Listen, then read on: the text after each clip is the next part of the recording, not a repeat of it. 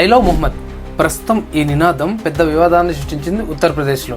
చిన్న గొడవలకు మొదలైన ఈ సంఘటన ఉత్తరప్రదేశ్లోని కాన్పూర్లో పెద్ద అలజడిని క్రియేట్ చేసింది. ఇక విషయానికి వస్తే మిలాదున్ నబీ ముస్లిమ్స్ యొక్క పర్వదిన సందర్భంగా అక్కడ కొన్ని చోట్ల ఈ ఐ లవ్ మొహమ్మద్ అనే బ్యానర్లు అతికించడం అయితే జరిగింది. వెంటనే స్పందించిన అక్కడ స్థానికులు, ఎక్కువగా హిందూస్ ఉండే ప్రాంతం అది, వెంటనే స్పందించి ఆ బ్యానర్లు ఏమైతే ఉన్నాయో అవన్నీ తీసేయమని చెప్పడంతో దాన్ని తిరస్కరించిన ముస్లిమ్స్ ఇది మా పండుగ, మేము శాంతియుతంగా జరుపుకుంటున్నాం, ఎవరిని ఇబ్బంది పెట్టట్లేదని వాళ్ళు చెప్పారు. ఇది పబ్లిక్ ఆర్డర్స్ విరుద్ధంగా ఉంది, కమ్యూనల్ టెన్షన్కి దారితీసేలా ఉందనేది ఒకరి వాదన అయితే, ఇది మా మతం, మా ఫ్రీడమ్ ఆఫ్ రిలీజన్కి భంగం కల్పించేలా ఉందనేది మరొకరి వాదన.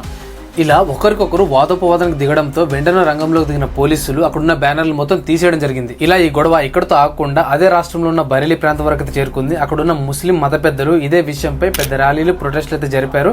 వెంటనే స్పందించిన రాష్ట్ర ప్రభుత్వం, అక్కడ సీఎం యోగి ఆదిత్యనాథ్ గారు దీనికి స్పందించి ఒక హై అలర్ట్ అయితే క్రియేట్ చేశారు. ఇలా ప్రొటెస్టులు చేస్తున్న పలువురు మీద అయితే కేసులు పెట్టి వాళ్ళని అరెస్ట్ కూడా చేశారు. లిటరలీ చెప్పాలంటే ఒక కర్ఫ్యూ విధానాన్ని అక్కడ చూడొచ్చు. మనం ఈ గొడవను మనం కొంచెం అనాలిసిస్ చేస్తే, freedom of religion, public order. Freedom of religion మత స్వేచ్ఛ. భారత రాజ్యాంగం మత స్వేచ్ఛకు కొన్ని పరిమితులు అయితే ఇచ్చింది, ఇది అపరిమితం అయితే కాదు.